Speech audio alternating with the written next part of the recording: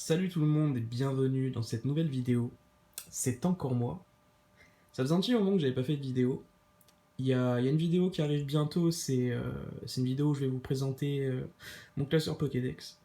Voilà, j'attends un peu pour vous faire cette vidéo parce que j'ai encore beaucoup de cartes qui doivent arriver et je veux pas vous la faire sans les avoir reçues quoi. J'ai envie de vous montrer de belles choses dans cette vidéo qui sera je pense découpée en deux-trois parties. Mais c'est pas le sujet de cette vidéo. Le sujet de cette vidéo, en fait, c'est une vidéo qui n'était pas prévue et c'est une vidéo où je vais vous parler d'un événement très récent, très très récent, qui date d'hier en fait, qui s'est passé sur les groupes Facebook et qui s'est passé surtout sur eBay. Il y a un revendeur de cartes Pokémon assez connu, on va dire, dans la communauté des revendeurs et des collectionneurs sérieux qui collectionnent depuis pas mal d'années, un membre assez influent, pas un très très gros revendeur, mais un membre installé de la communauté depuis plusieurs années. J'ai décidé de ne pas vous citer son nom, ni son prénom, ni son pseudo sur eBay, bien que ça a été rendu public sur Facebook. C'est sur Facebook que l'affaire, entre guillemets, a éclaté, si on peut parler d'affaire, mais je pense qu'on peut parler d'affaire, puisque je vais développer sur pas mal de trucs. Et je pense qu'on est vraiment sur une affaire, sur une belle enculerie. Donc je vais pas vous citer les gars. Si ça vous intéresse, je vous conseille d'aller voir ça sur les groupes Facebook, hein, sur les barjots des cartes Pokémon. Enfin, pas sur les barjots des cartes Pokémon, plus sur la ferme Pokémon. C'est là-dessus vraiment que ça a éclaté. Sur les barjots, je sais pas si on en a parlé, mais sur la ferme Pokémon, c'est là-dessus que ça a éclaté. Donc voilà, allez voir sur la ferme Pokémon. Donc il y a un membre en fait, un gros revendeur qui a sa boutique eBay qui en fait a contacté d'autres d'autres revendeurs pour les inciter à augmenter en fait le prix de revente de leurs items et notamment de leurs cartes PCA, de leurs cartes gradées PCA à la vente. Voilà. En gros, on est sur une tentative de corruption, entre guillemets, ouais, je pense de corruption de plusieurs vendeurs en vue d'une entente sur une augmentation des prix dont le but était en fait de créer une inflation artificielle quoi.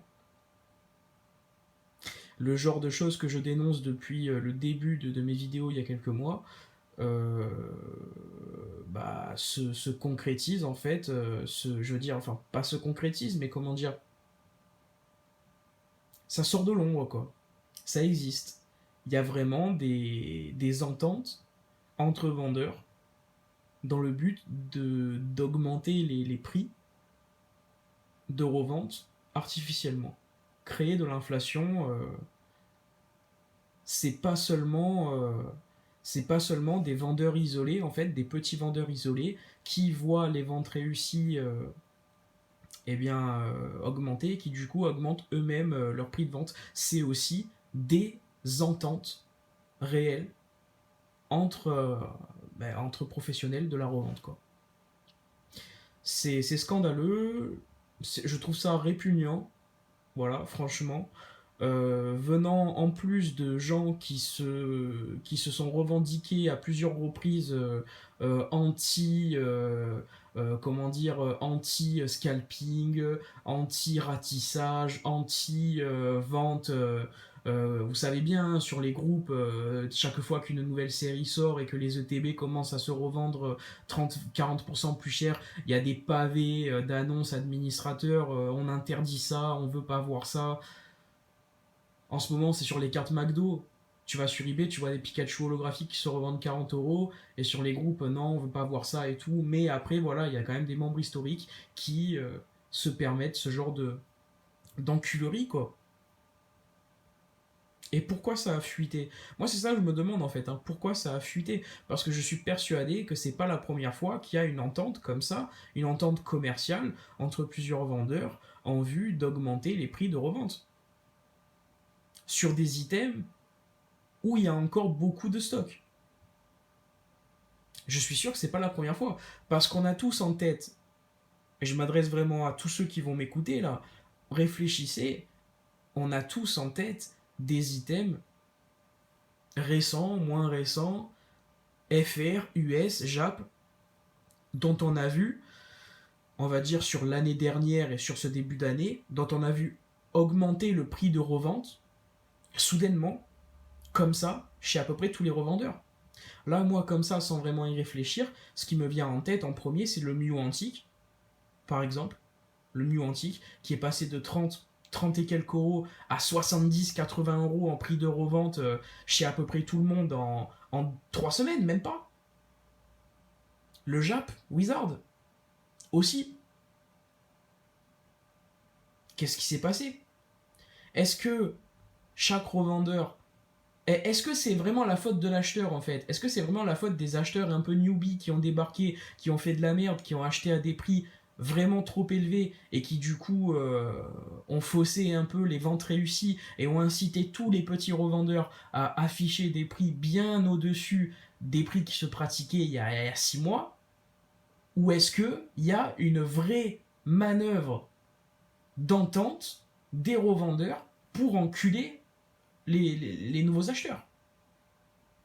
C'est ça la vraie question.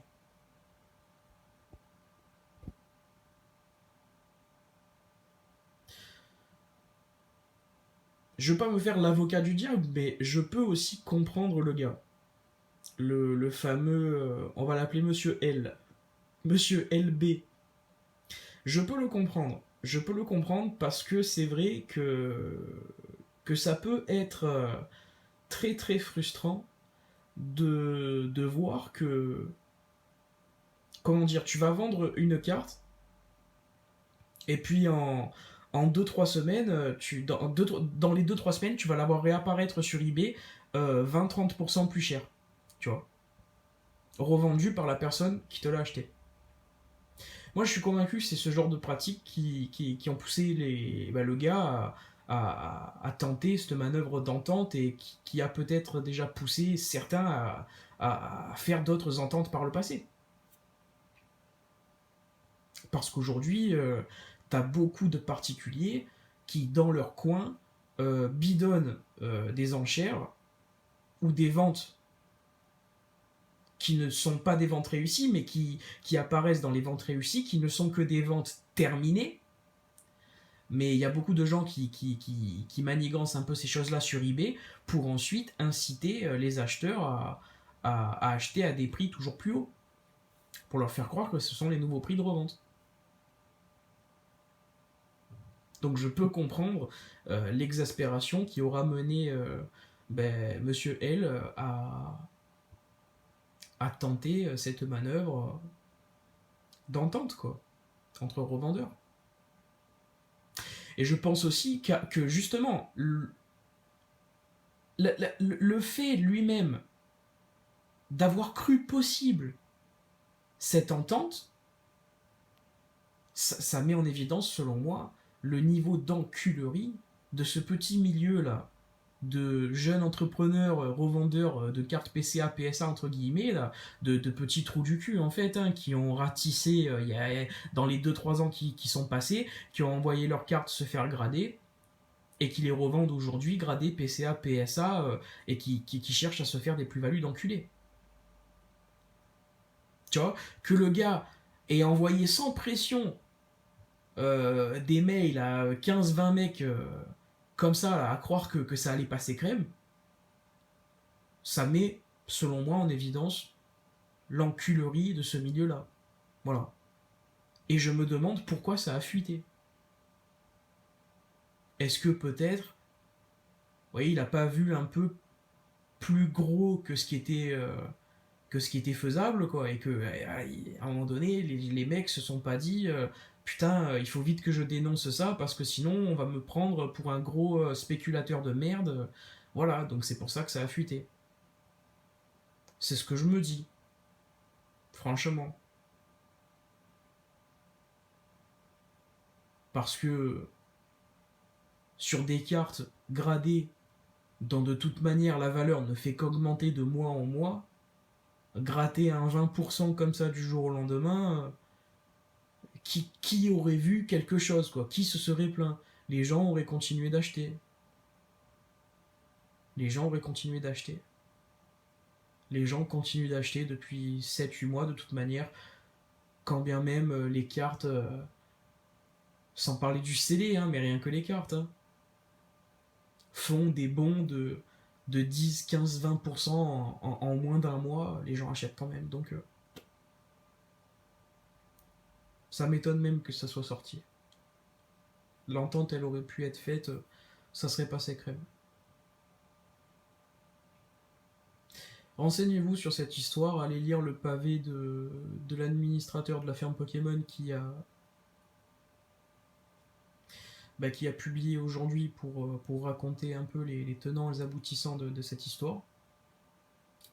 Si ça vous intéresse, bien sûr, mais je pense que c'est une histoire très intéressante parce qu'en fait, ça met un peu en lumière tout ce que je dénonce et tout ce que d'autres dénoncent, il n'y a pas que moi, bien sûr, sur l'hystérie du marché des cartes Pokémon, aussi bien rétro que récent, depuis, on va dire, milieu d'année dernière, et comme quoi ça va pas aller en s'arrangeant, euh, surtout rapport au scalping, hein. Voilà, hein, aussi bien sur le récent que sur le rétro, franchement. Vous savez, j'ai une anecdote à vous raconter. Il y a quoi J'en ai rien à foutre, je vais citer le groupe. Ça s'est passé sur Vente Échange. Un très très gros groupe aussi, de 8000 personnes à peu près. Un mec qui met une annonce, il y a quelques jours là, pour une annonce de vente sur des promos. Black Star, Wizard of the Coast. Et le gars affiche des prix bien en deçà des prix actuels, quoi. Le gars, il est resté bloqué clairement en début d'année 2020. Il y a un an, quoi. En un an, c'est parti en couille, hein. Et j'envoie un MP au gars parce qu'il vendait beaucoup de promos que j'ai pas.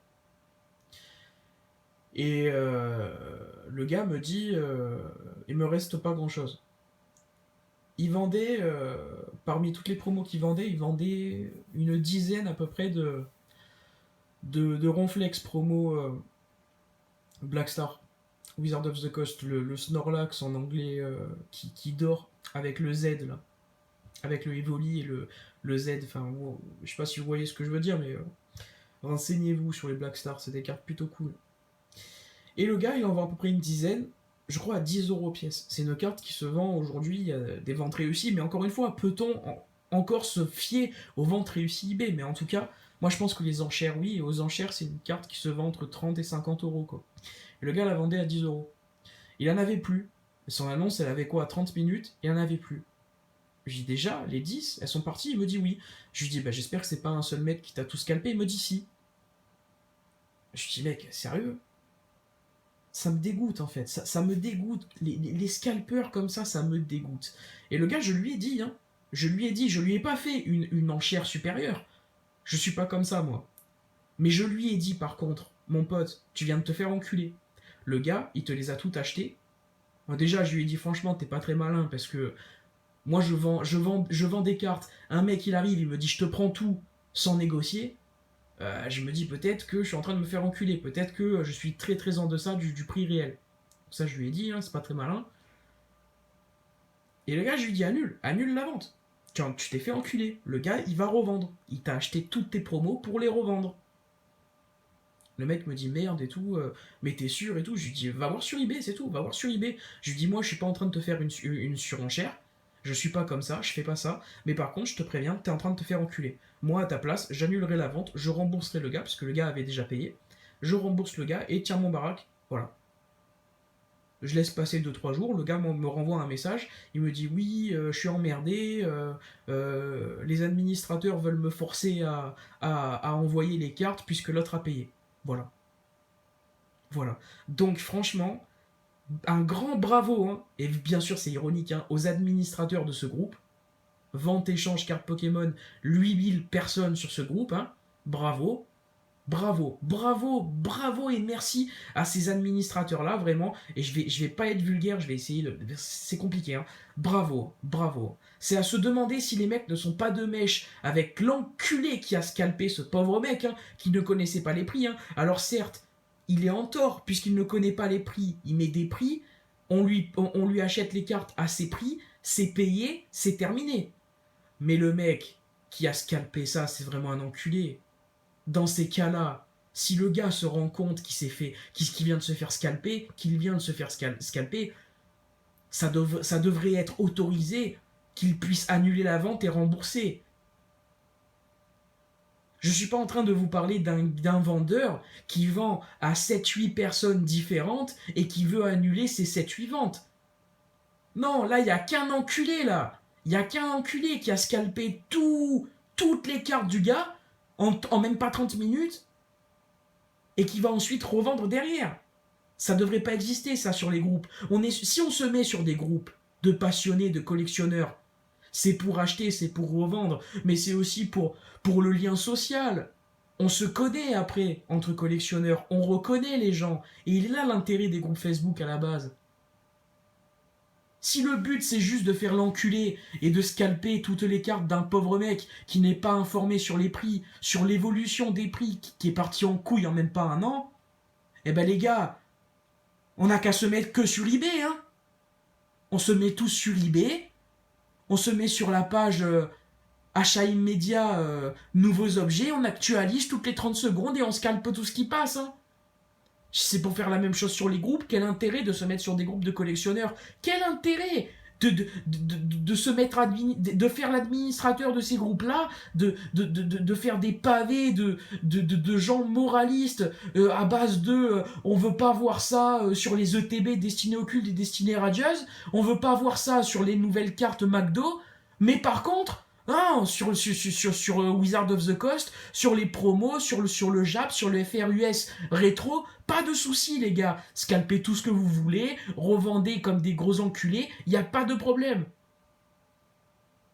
C'est ce qui se passe, hein. C'est ce qui se passe. Et c'est répugnant. Et je pense que moi, ma collection, elle est terminée. J'ai repris en début d'année. J'ai fait un maximum de bonnes affaires jusqu'à, je dirais, mi-mars. Et là, depuis un mois, je n'achète plus rien. Et c'est pas que j'ai trouvé tout ce que je recherchais, c'est qu'il n'y a plus rien qui sort. À des prix corrects. Des belles cartes, des beaux items, il y en reste. Mais les gens veulent les vendre au prix de l'année prochaine. Tu vois, ils veulent anticiper les inflations qui vont arriver. Ils sont en train de créer une inflation en fait. Les personnes qui veulent vendre aujourd'hui sont en train d'essayer de créer une inflation. Et espèrent vendre à des nouveaux arrivants, quoi. Des gens qui n'auront pas connu les prix du début d'année, encore moins les prix d'il y a 2-3 ans, mais voilà, c'est comme ça que ça marche aujourd'hui. Aussi bien sur le rétro que sur le récent. Sans déconner, les boosters McDo à 2€, revendus sur eBay à 10€ et la carte Pikachu revendue à 40€. Et les trous du cul qui achètent des boosters McDo alors que le booster il est fait en papier et mis en pleine lumière, il y a moyen de voir à travers quel holographique tu vas avoir dans le paquet. Et t'as des trous du cul qui achètent les boosters à 10-15€. Ou alors, encore une fois, hein, c'est peut-être que du pipeau. Hein. Mais en tout cas, les ventes réussies, elles existent sur eBay.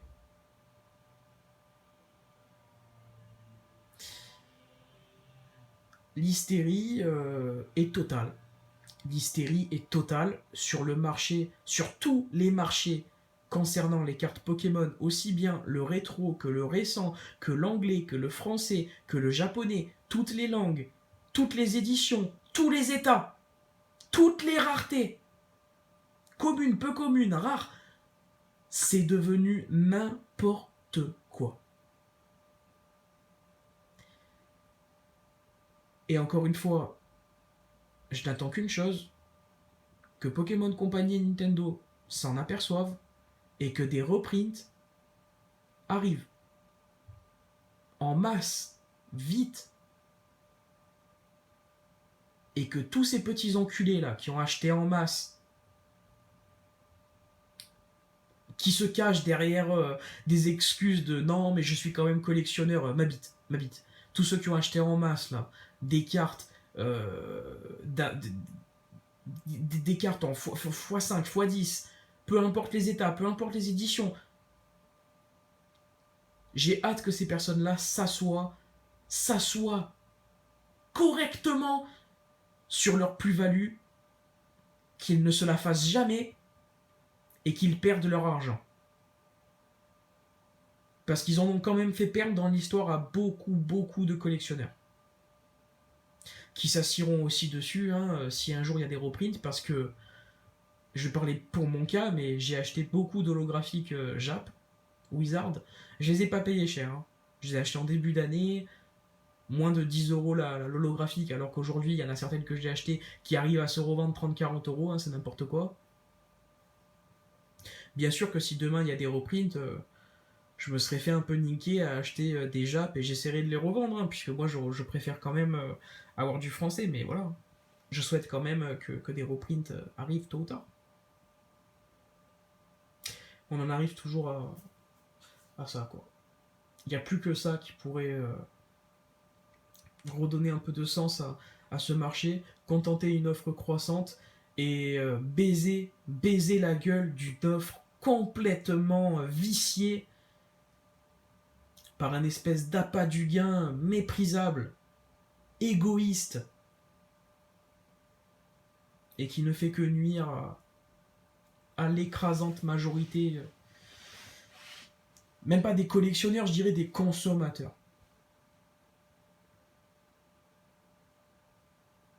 Je crois que c'est tout pour moi.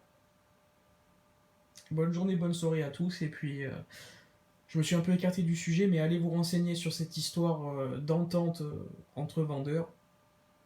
Ça met en lumière tout ce que je viens de déblatérer. Prochaine vidéo sur mon Pokédex. Gardez la pêche, continuez à garnir vos classeurs, même si c'est de plus en plus compliqué. Mais voilà quoi. Continuez à vous faire plaisir à votre mesure, selon votre budget. C'est tout pour moi. Salut à tous.